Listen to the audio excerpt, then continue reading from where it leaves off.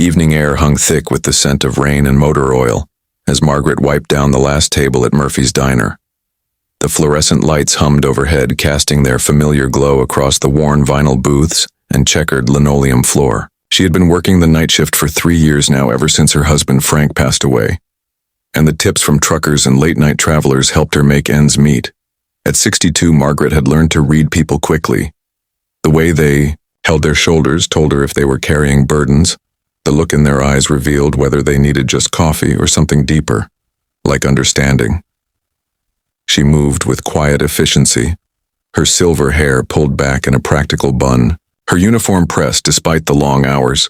The rumble of motorcycles outside made her glance toward the window through the neon beer sign that flickered red against the darkness. A group of leather-clad riders was pulling into the parking lot, their engines growling like distant thunder. Margaret felt her chest tighten slightly. These types usually meant trouble in her experience, but she straightened her shoulders and prepared to serve whoever walked through that door. The bell above the entrance chimed as 5 men entered, their boots heavy against the floor. Their leader was a mountain of a man with arms covered in intricate tattoos and a beard that spoke of years on the road. Behind him followed 4 others, each carrying that particular swagger that came with life lived on 2 wheels and open highways. Margaret approached their table with coffee pot in hand, her voice steady despite the nervous flutter in her stomach. "Coffee, gentlemen." The big man looked up at her, and for a moment, she saw something unexpected in his eyes, a softness that didn't match his intimidating exterior. "Yes, ma'am, that would be fine." His voice was surprisingly gentle. "And maybe some of those apple pies I saw in the case." As Margaret turned to get their order, the man called Jake, according to the patch on his vest, noticed something that made his blood run cold. A small bruise on her wrist, partially hidden by her sleeve, caught his attention. Then as she reached across the table to pour coffee, he saw more marks along her forearm, finger-shaped bruises that told a story no woman should have to live. When Margaret returned with their pie, Jake's expression had changed completely. Gone was any trace of the casual friendliness from before. His jaw was set, his eyes hard as granite. "Ma'am," he said quietly, "could I have a word with you?" Margaret felt her heart begin to race, thinking she had somehow offended these men or broken some unspoken rule. "Is something wrong with the pie?" "No, ma'am, the pie's fine." Jake's voice was careful, controlled.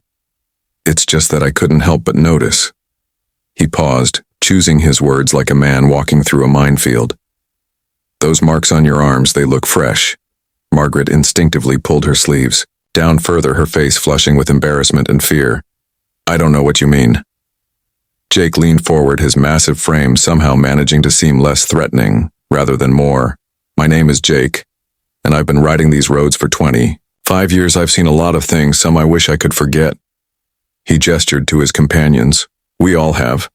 And one thing we learned is that some fights aren't fair ones." The other bikers had grown quiet, sensing the shift in their leader's mood. They knew Jake's story, knew about his younger sister who had suffered in silence for years, before finally finding the courage to leave her abusive husband.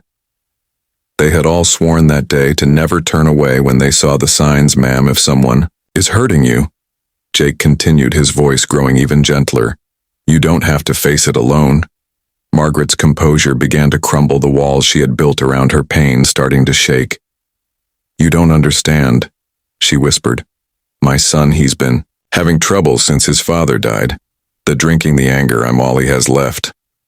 Jake nodded slowly, recognizing the familiar refrain of a mother's love, twisted by circumstances beyond her control. "What's your name, ma'am?" Margaret Collins."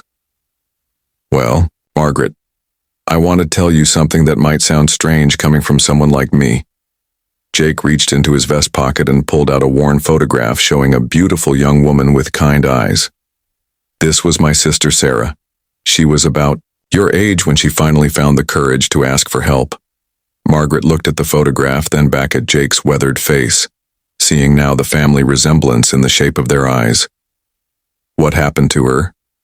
"She's living in Oregon now, has a little flower shop and 2 grandchildren who think she hung the moon."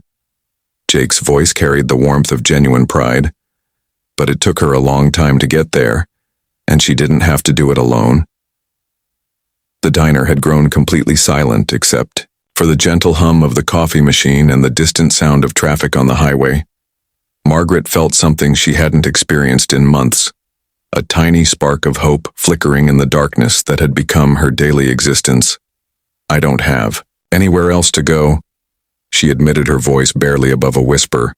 "This job barely pays enough for my little apartment, and if I call the police, Tommy might—" "Ma'am," Jake interrupted gently. "No one should have to live in fear, especially not from family." He looked around at his companions, who nodded in understanding. "We've been through some things ourselves, learned some hard lessons about family and what that word really means." One of the other bikers, a smaller man with graying temples, spoke up. "My daughter went through something similar." His voice carried the weight of painful memories. "The hardest part was convincing her that love shouldn't leave. Bruises shouldn't make you afraid to come home." Margaret began to cry, then not. The desperate sobs of despair, but something different. The release that comes when someone finally sees your pain and doesn't turn away.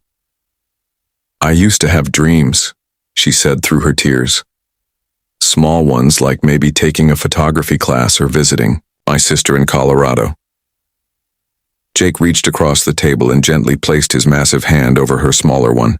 "Dreams don't have expiration dates, Margaret." His words carried the wisdom of someone who had learned to find hope in unexpected places. And sometimes the road to those dreams starts with a single conversation in a diner at midnight. What happened next would be talked about in Murphy's diner for years to come. Jake stood up slowly, his presence commanding attention from everyone. In the establishment, without a word, he walked to the door, flipped the sign to closed, and returned to Margaret's table.